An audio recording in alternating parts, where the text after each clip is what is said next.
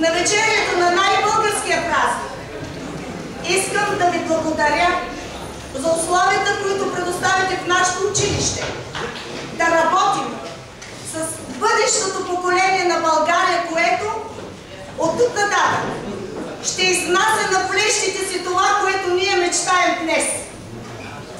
Искам да ви кажа, че няма нищо по-хубаво от любовта на децата, които са нито докарани така, неподправени са, нито пък са някакви чувства, дето можем някога след време да си ги измислим. Вълнението е много голямо. Обаче това, което е най-важното е, че преди много години,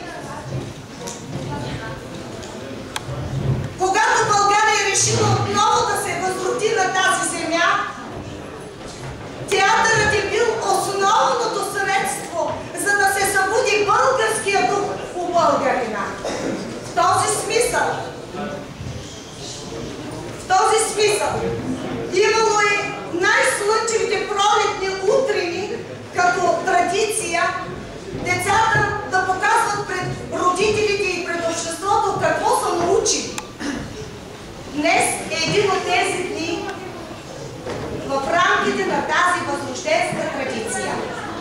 На тази сцена от много години нашите ученици са представили интересни български пиеси като Шпогонци, Големанов, Прах в очите, Женско царство, 8 жени и днес за трети път ще играят любимата ни пиеса "Криво разбраната цивилизация".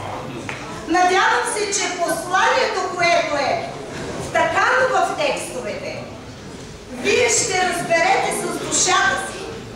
Другото обаче е по-важно, че нашите деца дори не имаха пролетна ваканция.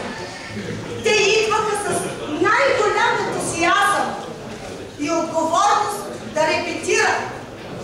Учиха се думичките, стараха се да научат и поведение как да имат на сцената. Днес